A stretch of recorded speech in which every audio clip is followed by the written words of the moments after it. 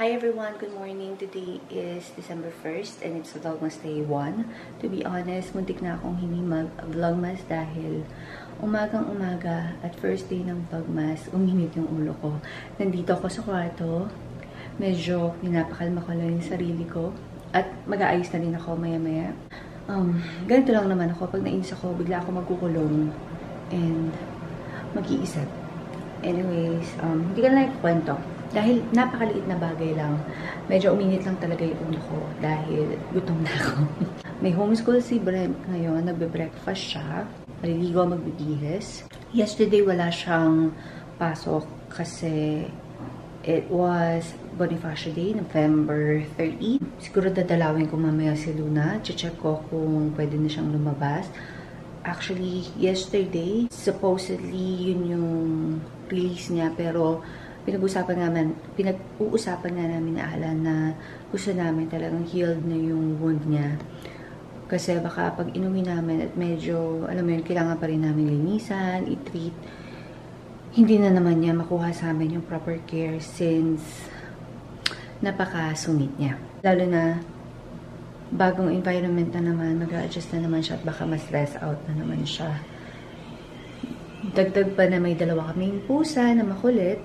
Baka makipagharutan and yung gumagaling niyang sugat, lumaki na naman. Medyo kasi traumatizing para sa amin yung nangyari. Let's see kung anong ganap today.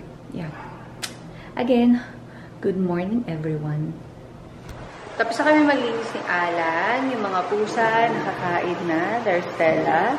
Si Ginger, she's by the window again.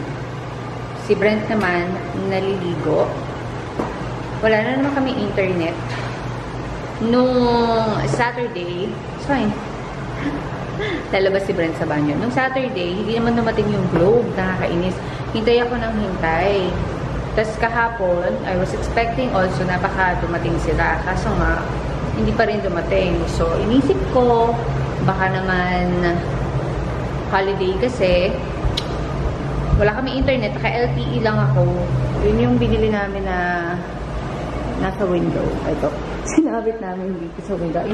Pinahit namin sa window para malakas yung signal. Wala kami mga connection sa Cherry Pet namin. Sa iPad. Sa laptop, wala din. Try ko rin tawagan para makapag-update. Kailangan kasi talaga ng internet, especially si Brent pa, dahil nag-homeschool siya. Bilis ka na, nak! Nasarap ko si Brent. Magbibihis. Ayaw magbihis sa banyo. Sa banyo ka na magbihis, nak! O gusto mo sa kwarto, hindi pa rin namin masyado pabasado yung kilos dito. Tulad niya, hindi alam ni Brent saan siya magbibihis. Sa room ba? Or sa CR? Ginagawa dun sa unit ni Heaven. And hopefully, yung unit naman ni Dayo maumpisahan today. Kahapon kasi hindi nakarating yung mga workers. Medyo may aberya. Layo ng bahay ng mga workers sa Cavite pa. Ewan ko kung ngayon kung dumating na. Si Alan na yun. Kakapasok lang. Galing labas. Okay, may unboxing tayo ulit. This is the copper mask. Face mask. Ito pinabili ko sa sister ko. Made in Korea pala to. So, this box includes 1 piece antimicrobial copper mask film, 10 pieces reusable non-woven filter, 2 pieces seal sticker, 8 pieces colored copper mask logo, 2 pieces elastic. Good for 30-day use. Sabi sa Kuwait, mahal daw to. Nasa 8 ba or 5.5? Kausap ko si Jane last night eh. Ginto nga daw yung presyo nito sa Kuwait. Pero dito, bili ko sa sister ko, 360 pesos. Nag-iisa kami nila. Let's see what's inside. Sabi ko kay Jay, kung ganun yung presyo sa Kuwait, magnegosyo nga kami. Ako yung magpapadala, siya kukuha ng mga order. Ganda yung color na pinili namin. Tapos ito yung filter na nawala niya. Copper mask, face mask kills 99% of germs. Copper mask is the first and 100% guaranteed original copper mask in the Philippines. It has an antimicrobial film with infused copper strands. non-woven fabric filters, and it's effective to kill 99% of different bacteria and viruses. Bakit hindi na mapatay talaga yung natitirang 1%? Here are the benefits of copper mask. It has antimicrobial and antiviral properties. It helps you breathe comfortably due to its air channel design at the bottom. The copper mask antimicrobial film is washable. Ito, washable. Filters are, the film is washable. Filters are also washable up to 2 times and can be used up to 3 times. It can completely block infectious droplets. It prevents condensation in glasses. It avoids having foggy glasses. It is safe to use and skin-friendly through its ventilation system. Yeah. Let's see kung effective siya. Medyo nagbe-breakout ako dito sa may bandang chin pagka nagbe-face mask ako kasi syempre sa hininga, di ba, mainit. Tapos, nandito lang siya. Yung steam. Hindi nakakahinga yung skin. Though, hindi naman ako nagbe-makeup nowadays. Pero, yeah. Nagbe-breakout pa rin ako. Dito lang. Tapos yung dito ko nagda-dry. Now, what's new? The newest version of our mask. Okay. So, kailangan pa rin talagang bumili ng filter. Ito. I'm not sure kung magkano yung filter. Pero baka sa sister ko na rin din ako magpabili. Kasi siya yung may kakilala sa nagbibenta itong copper mask. Ano kinay-barrel pa? Okay. Parang tahimik pa rin. Wala pa palang 8 o'clock. 8 to 7 na. Parang tahimik. O nga pala, may gumagawa na dito kay Brent eh. Ay, ang lips pala. Ay, kay Brent. Kay Heaven eh. Ow. Paano to? Kao-kao di ka. Ang lips. Some filter. Saka yung elastic. Ito.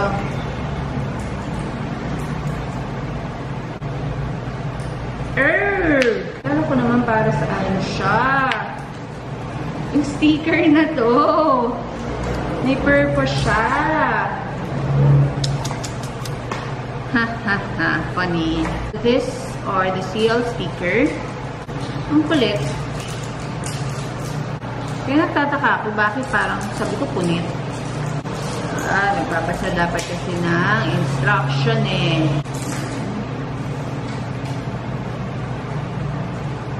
Oops. Okay. May isang seal na ako. There you go. Isa pa. Yung dun sa taas. Ganun din. Same goes dun sa isa. Pero how? Okay. Yeah. Kalo naman. I don't know. Yeah, I did it. Then, for the filter. Eh, di paano yung mga nasa Kuwait nito, ha? Hindi pa kailangan nilang bumili ng filter, no? So, ayan. Ganito siya. Lalagay mo siya dito. And then, this, ipapasok na siya here.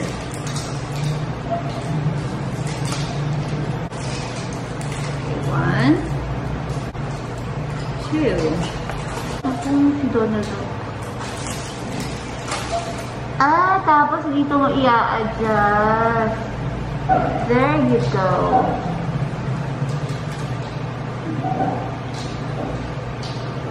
Parang okay naman. Kung okay naman. I'm going to get my facial kasi hindi nga ako let's see kung pang siya.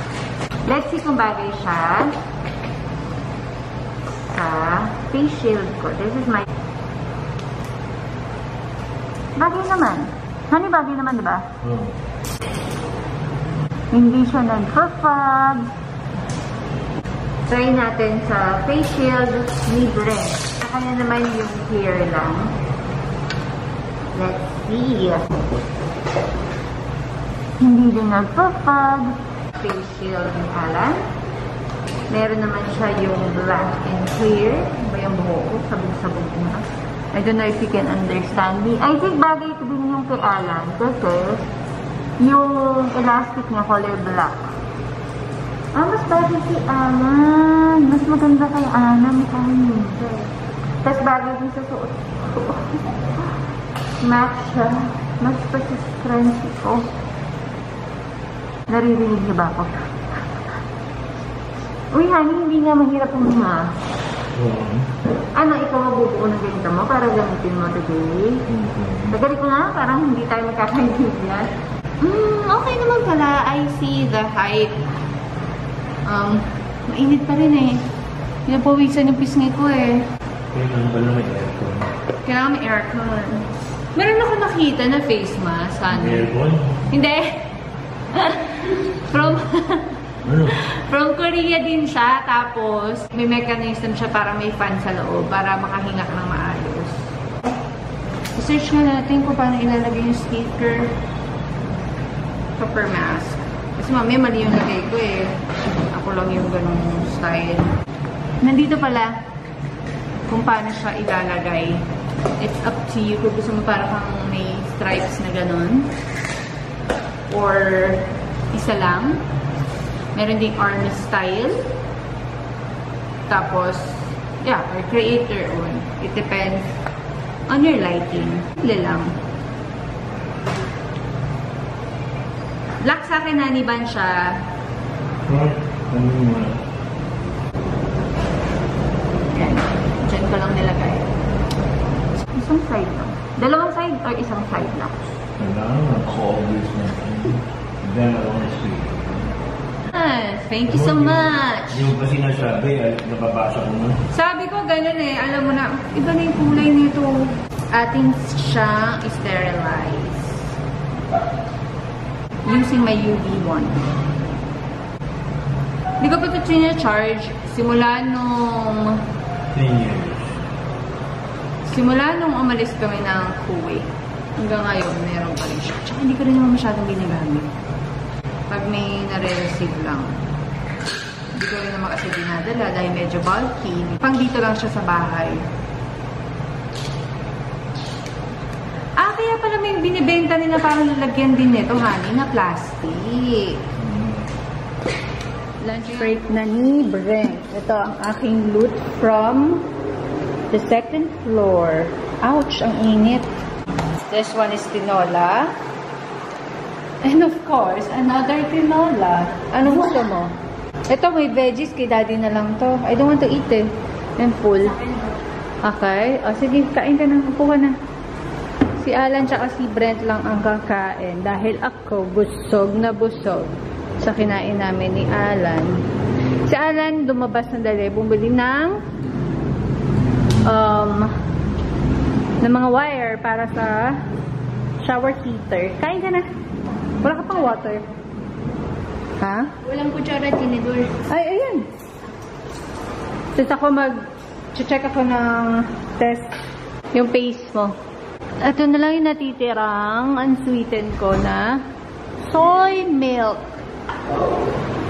Tapos chocolate na lang yung natira. So, from Saturday to Tuesday, naka-ilang litro na akong doming soy.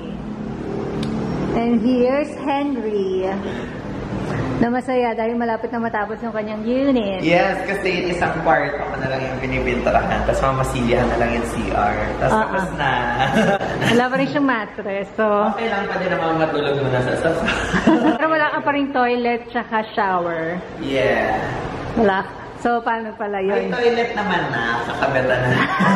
Drainage pa. Drainage. Sewer mo, tsaka drainage mo. Ay, madali na yan. Si Papa na bahala. Tapos si Dayu siguro, baka next week makalipat. Sinisimulan na yung unit naman niya. Bago ligo ako! Naligo ako! Naligo ako, baliw. 7 o'clock pala, naligo na ako. Oh, sige, amuyin mo yan kasi dinambahan siya ni Say. Tapos si Saint, tinatapaan yung pupo ni Dumpling. Wow, yan! Oo, tsaka Wiwi. Wala. Wala. Sure ka? Wala. Kumain ka na! Hanggang 1:10 lang siya. Next class mo, anong oras? 12:30. 12, ay, nagbiblink na rin yung ano ko. Kasi palabad na siya. Ang init! Parang orange siya sa camera. Oo, hindi ko alam bakit lagi akong orange sa camera. Nagtatao eh.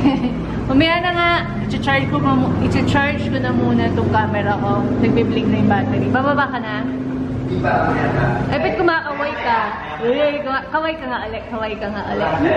Gumagawa dito ngayon sa bahay. Nilalagyan ng sliding door yung sa bathroom namin. Tapos, itong sa sliding door naman namin, nilagyan ng net as you can see. Tsaka lock. Siyempre, tinitingnan ako. Kaya na pa na kasi gusto pabukas yung AC. Eh, mamaya ang 5 o'clock pa pwede magbukas. Medyo naiinitan ako. Nung uminom ako na feel ko yung epekto ng red wine. Mainit siya sa katawan. Medyo nagugutom na ako. Hindi pa kami nagmerienda. Ang ingay dito ngayon. Kasi nga, ayan, naririnig nyo, may nagdidrill. Sa kwarto yun ni Dayo. Ang layo-layo namin sa kwarto ni Dayo, pero rinig na rinig. Ewan ko lang kung itutuloy nila hanggang mamayang gabi yan. Kasi pakyawan sila. Diyan sila matutulog. Stay in yung mga gagawa. Kailangan ko na magpalit ng salamin. Nung nag-edit ako, napansin ko, natanggal yung parang silver ko dito. See? Nalaglag ko na naman itong salamin ko. Anyways, ang tagal na nila, 5 years na. And outdated na rin yung prescription. Settled na kami. Yeah. Doon na lang kami magpapapalit ng salamin. Kanina kinamusta ko si Luna. Hindi pa siya pwede ilabas. Baka on Friday pa. Sa hopefully sana on Saturday. Sa birthday celebration ni Brett, nandito siya. Nagburat daw kanina yun. Habang pinapalitan nila ng dressing, pag nililinis ata yung sugat, biglang pumiglas. Yung newly healed niya na wound, medyo bumka ng konti. Ayun na pa nakatakot ko, kaya ayaw ko yung baka, alam mo yun, nung nag-start pa lang siya mag-scab, tapos maglikot siya, tapos bumka. Maraming problema na naman yun. Tinanggal na nila yung dressing, hayaan na lang daw nilang matuyo para mabilis na siyang mag-heal. Naka-collar pa rin naman si Luna. Kaya, for sure, hindi naman niya makakalkal yung sugat niya. Babantayan pa rin naman nila yung ginagawa ni Luna kasi minsan natatanggal yung cone niya.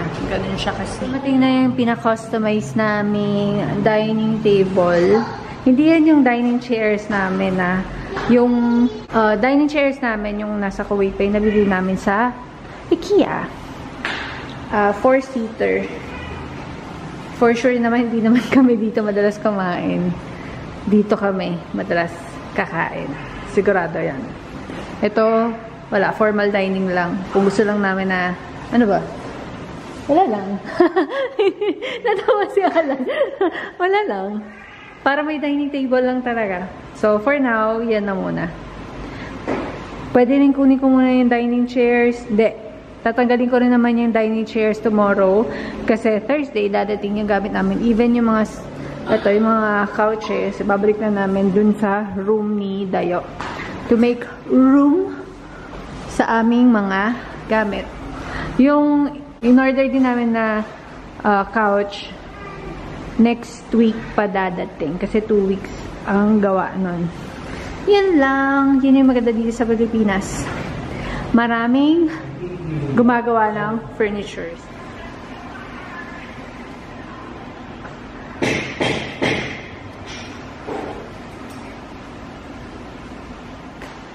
So, ayun na nga. Nagpakulay ako ng hair. Tomorrow yun na makikita yung talagang color niya. Si Brent, nagpagupit na. Come on, pakita mo yung hair mo. Dali.